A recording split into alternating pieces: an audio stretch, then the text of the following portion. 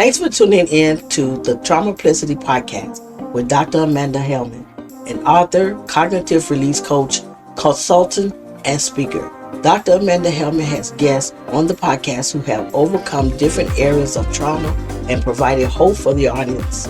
Thank you for tuning in to this podcast. Hello and welcome to the Traumaplicity podcast with your host, Dr. Amanda Helman, cognitive release coach. And Traumaplicity is all about trauma or a negative experience or event, and then simplicity, taking simple steps to overcome what were adversities or things that happened and helping us to move forward. And today, I'm very excited to have a special guest, one of my really mentors and friends by now, and also a client that I've had in different group or individual coaching. But she's not just that, but she certainly has so much to share with you. And so I have Harmony Hartless with me today, and she is currently writing a book. So she is an author, and that's how we met. And she shares her story with other women who are struggling with complex trauma and trying to find God. And she is a combat veteran, divorced single mom, and she has what she calls a checkered past that was a stronghold that kept her away from God for a very long time. And so she says working with me has been exactly the boost she needed, well, to continue forward in her writing and in her life. So without further ado, Harmony, it is great to have you on today. Yes, thank you so much for having me. I'm excited. You're so welcome. Yeah, an audience, if you can relate to any of those things, I'm sure, because we are human beings and we have lots of different things. I have a checkered past too, so you're not alone. Harmony, you're not alone in that. But here we are. So by the grace of God. But all right. So when we're going in this, I just want to have you to share whatever you like about where you were before working with me. So it's kind of funny when I came across you and just, the publishing company and everything. God had put it in my heart about 20 years ago to write a book. I have started my book more times than I can count. It gets so far, then it stops. It gets so far, then it stops. And it was, through this journey that I've been able to realize all of the different pieces that I needed to reconcile to be able to write about my life and everything. I mean, granted, my book is going to end up being fiction that has a basis around my life, but obviously it's a little bit easier to write when you're a little bit more removed. So it's been great though, working through that process. But that was the biggest piece, I think, was knowing that this is what God has for me, but I was not in a place to write from healed versus hurt. And I think that was the biggest thing is I kept trying to write from hurt, and that's why I couldn't. Makes sense. And I'm glad that you started to really think about the hurt versus the healed. And it's just a process. Sometimes you are writing and then it happens again and again. So I'm glad that you're now in that next part of it. And 20 years, that's okay, right? But so when you came to write even the publishing or even doing coaching, how did that start to shift that 20-year period for you? Well, it was funny for me. I mean, I know the first time you and I worked together, I didn't even know some of the blocks that I had. And so it's funny how, God puts people in your life to be able to work through different pieces of different things. And I felt like I had worked through so many different things, but there were things I didn't even realize that I had been holding on to, that as we went through different, whether it be the individual or the group settings, as we went through different things, it was like God kept revealing to me, oh, here's a piece of the onion you need to peel back. Here's another piece you need to peel back.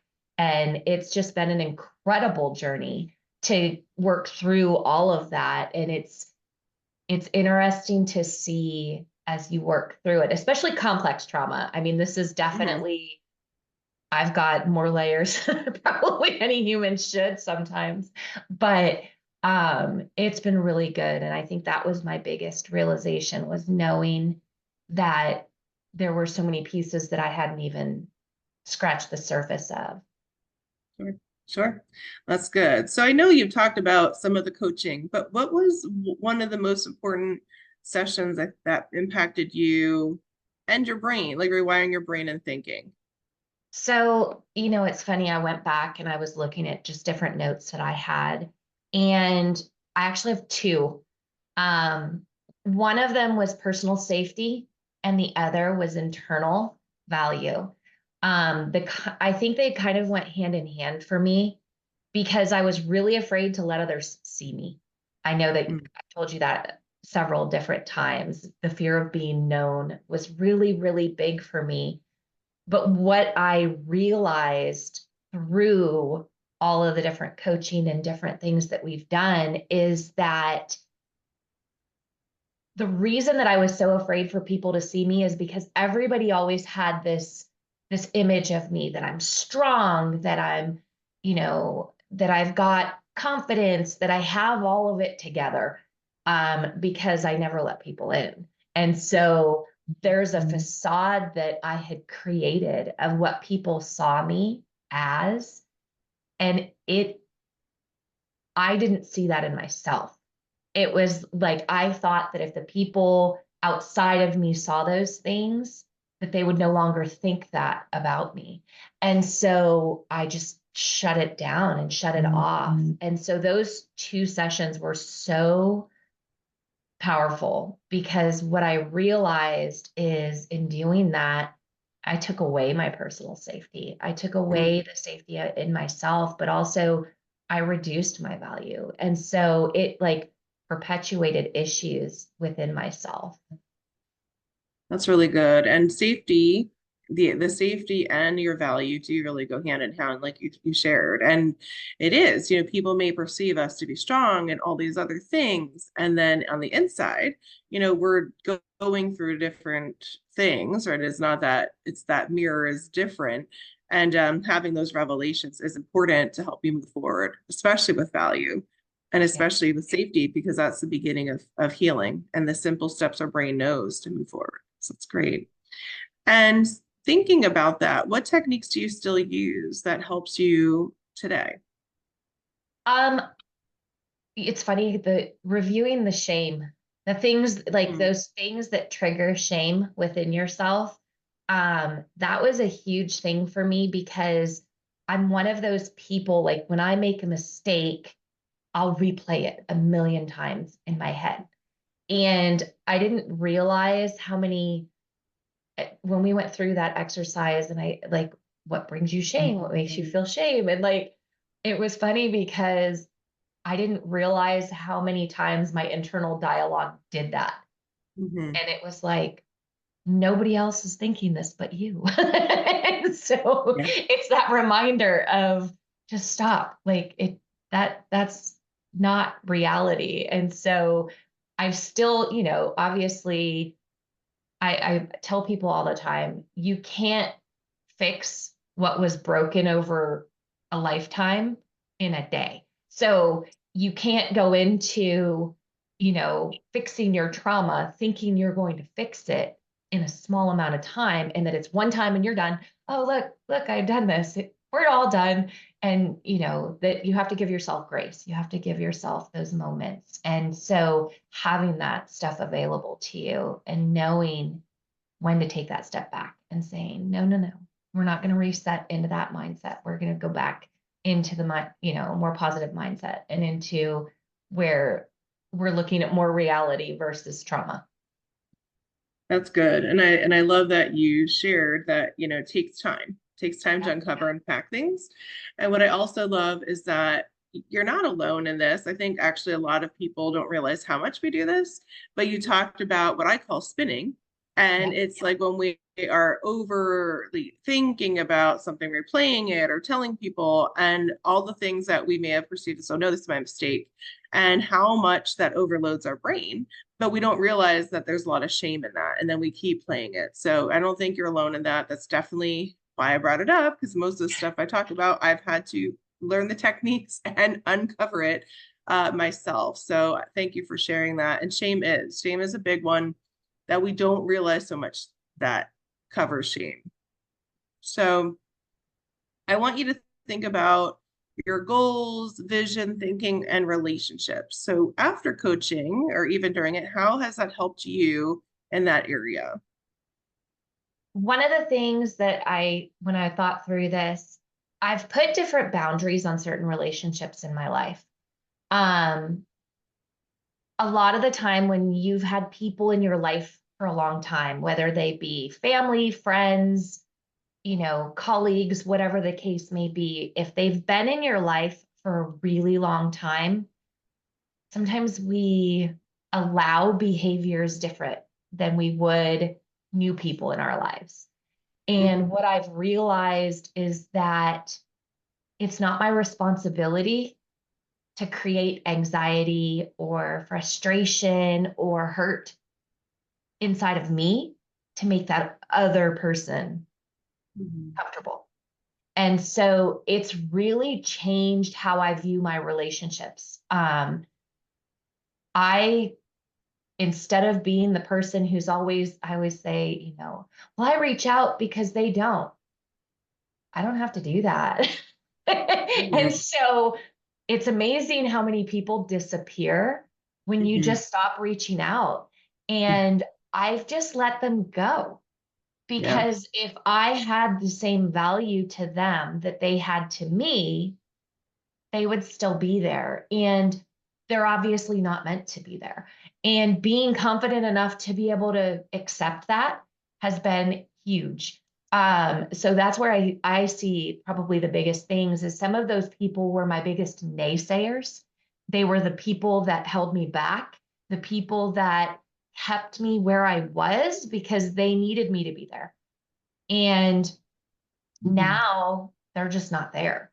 And that's okay. And I've accepted the fact that in order for me to move forward, some of that baggage has to go away.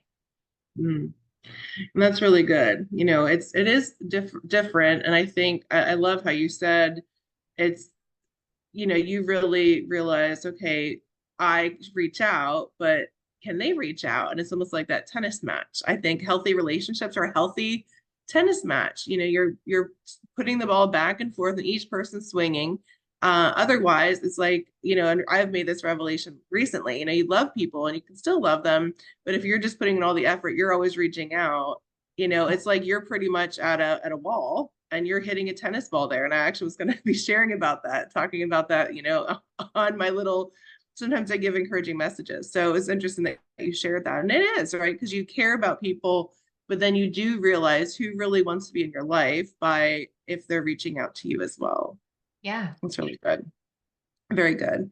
And so that changed your relationships, it changed your value, knowing your value and what you want and what you consider healthy for your standards and people in your life, and not having the naysayers, right? Having people that will encourage you just like you encourage others. So I did want to have an opportunity for a moment, if that's okay, to just really highlight you. So I know we've been talking about some coaching. I'm really honored that you came on. I enjoy everything about you, Harmony. You're amazing. And just to, highlight you. So you said you're writing a book. I know that you're still in the process, but, there may be people in the audience that relate to you and perhaps even what you're going to share. And perhaps we'll have to bring you on later when you actually do launch just to see where you're at so people can get to know you. But one thing I do is I always have a way of contact and it's based on what you want. So we'll certainly, have you share that and we'll have it on here. But, whether it be email or, website or whatever you would like, for people to contact you if they have questions after this, because we will have, certainly those of you in the audience, let us know if you have questions for Harmony. But tell us a little bit about your book and perhaps your audience, if you have that a little bit. Yeah, so mine is going to be targeting women veterans, mostly that have experienced trauma of some sort. It doesn't necessarily have to be combat trauma because, my life has way more than just that. And so it is really going to be the women that have experienced military life. Those are probably going to be the women who relate the most to my book. I grew up in the Northeast, so it's going to definitely resonate more with my Northern ladies. But really just talking about that transition of life from moving from a small town in the Northeast and then going out into the world and then experiencing that trauma and living life far away and not having family and support close to you and not having um, consistency in your network of people and what that looks like. I mean, that's a really lonely place to be for a really long time. And like I said, my checkered past is definitely something that will be highlighted throughout the book. And it's funny, I'm going to probably end up with a series more than just a book because it's getting to be a little lengthy, I think. And so I'm going to end up having to figure out how to naturally break up certain pieces into a multiple book series just to make it flow a little bit better.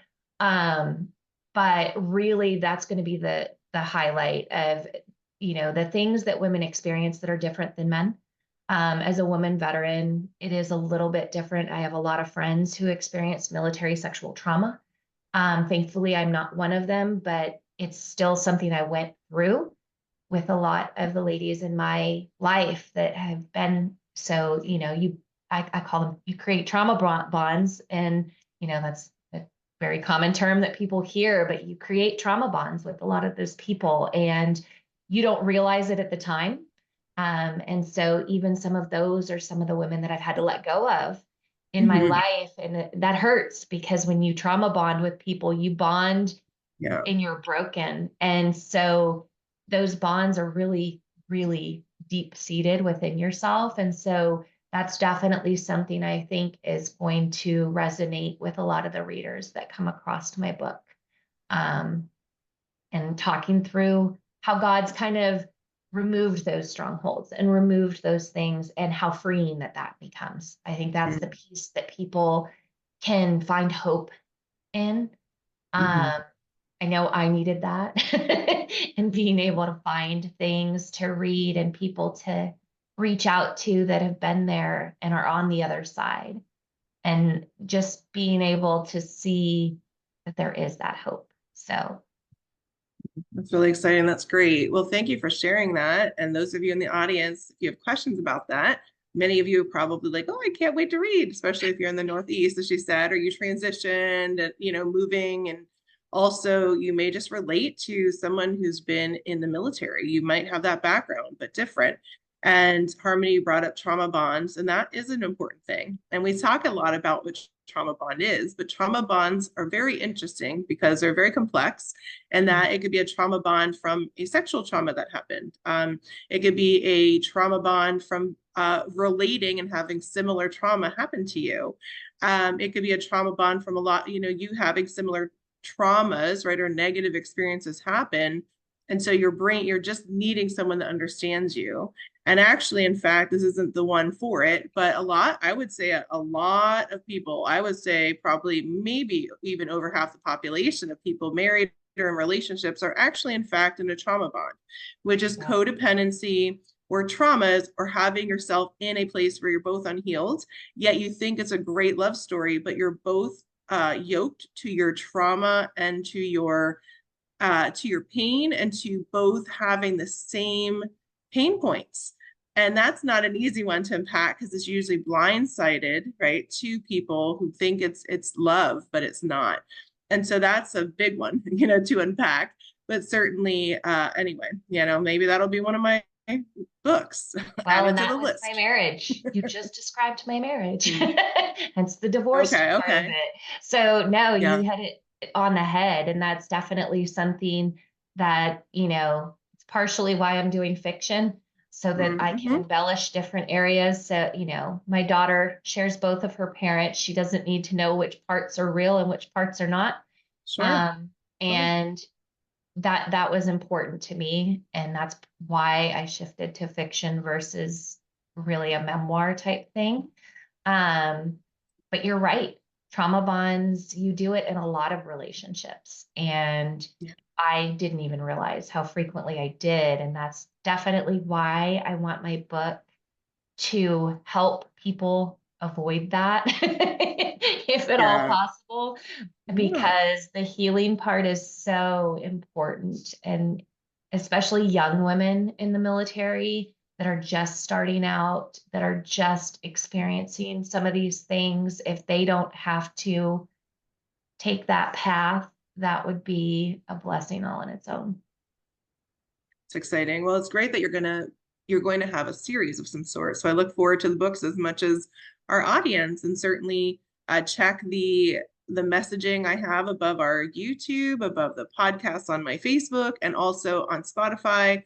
They'll be coming out. But check for how you can connect with Harmony Hartless and follow her and get ready for her upcoming book that'll be coming out soon, right? We don't know, hopefully this year, but we'll see, Harmony. We'll see when that actually Hopefully this comes year. through. That's the goal. Yay. Okay, awesome. So our final question as we're wrapping up our podcast, and I enjoyed this, Harmony, is what would you share with men and women listening into the podcast about coaching? And that could be, so I always say every time that I believe, even for myself, I need to be a good fit for the person needs to be a good fit for me.